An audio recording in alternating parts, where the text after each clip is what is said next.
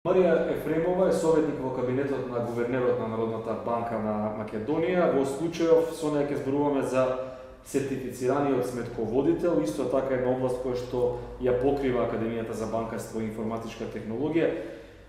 На почетокот да ни објасните колку предзнаење е потребно за да може да се посветува обуката. Видете, формално самиот курикулум не бара некакво ниво на сертификација предходна или некакво ниво предходно на достигнато знаење, особено во областа на сметководството, но секако било каков тип на предзнаење, макар и општите економски познавања не се на одмет. Обуките секако се дизајнирани на начин кој што де факто обезбедува еднакво ниво на запознавање или еднакво ниво на обуки за сите слушатели кои што се пријавени да ги посетуваат овие обуки. Обуките ги поминуваат најпрво теоретските концепти, но секако со огромен обем на практични примери и практични искуства, а секако тука и преку самите предавачи кои што во најголем дел доаѓаат од областа на праксата, преку нивното пренесување на нивните практични искуства и ситуациите со кои што се среќаваат во текот на нивното секојдневно работење, се доведува на ниво сметководството, материјата за сметководство и за финансиско известување да се приближи до секој еден слушател кој што е пријавен на овие обуки за сертифициран сметководител.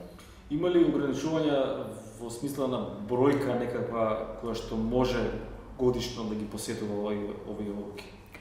Самите групи во рамки на Академијата за банкарство и информацијска технологија, генералното правило е дека бројот на слушатели во рамки на една група се движи од 12 до 15 слушатели, што верувајте е една оптимална, создава една идеална ситуација во смисла и на пренос, на пренесување на знаењата и на практичните искуства, но секако и основниот принцип на обуките е интерактивни обуки. Значи, во секој еден аспект се потикнуваат слушателите на обуките, бидејќи тие доаѓаат од најчесто се со предходни практични познавања или веќе вработени во одделни фирми или банки, така да се потикнуваат преку една атмосфера на потикнување тие да ги изнесат своите практични проблеми со кои што се среќаваат во рамки на нивното редовно работење, да се допрат од аспект на теоријата за сметководство и финансиско известување, да се потикне дебата, едноставно сите да учествуваат и самите учесници и слушатели заедно со предавачите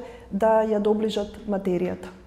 За оние што допрва ги чека работа на ангажман, да им објасниме што практично, какви работни обврски има сертифицираниот сметководител во банките и во финансиските институции?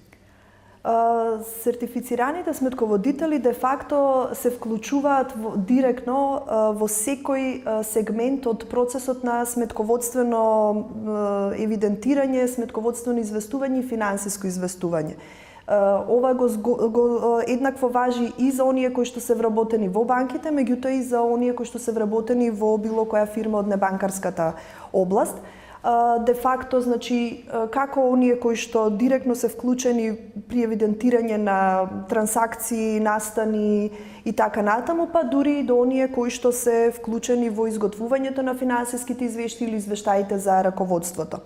Меѓутоа, конкретно во банките и банкарските институции, тоа е она што директно ми е најблиску во секојдневната моја работа, сертифицираните сметководители де факто можат да ги сретнеме и во дирекциите или во областите кои што се занимаваат со супервизорско регулаторно известување или пак со управувањето со ризиците. Де факто вработените и во овие два оддели или сектори во рамки на банките убаво би требало да имаат познавање барем за основите на сметководството со цел да развијат понатаму прво подетално разбирање на суштината и причината за одделните прудентни извештаи или финансиските извештаи кои што се прават во банките, но секако и за да си помогнат во креирањето на нивните анализи и влечење на разни аналитички информации од самата база на податоци на една банка. Има ли процек, има ли воопшто анализа колку на Македонија на годишни ниво се потребни реално стручњаци по сметководство? За жал, се уште нема во Македонија проценка за потребите од сметководители, иако пазарот на труд реално ги бара. Сега јас точните бројки ги немам, меѓутоа еве така од неформални информации или контакти со различни луѓе се гледа дека студентите на факултетите кои што ќе завршат оддел сметководство, финансиско известување, финансиски анализи и така натаму, некако најбрзо и најлесно наоѓаат подобри работни позиции. Дали во банки, дали во фирми, тоа е мој личен впечаток. Меѓутоа, како прогноза или како проценка, колкав е бројот на оние кои што се потребни на Македонија, за да се обновува постојано потребниот потенцијал, нема и за жал, не знам дали наскоро ќе има. Официјалното тело национално се уште не профункционирало во основите, па за да се прават и вакви анализи. Да ги подготвиме уште малку оние кои што допорва ќе работат како сметководители, кои се предизвиците што ги очекуваат, кои се проблемите со кои што се соочуваат сметководителите во банките, во финансиските институции?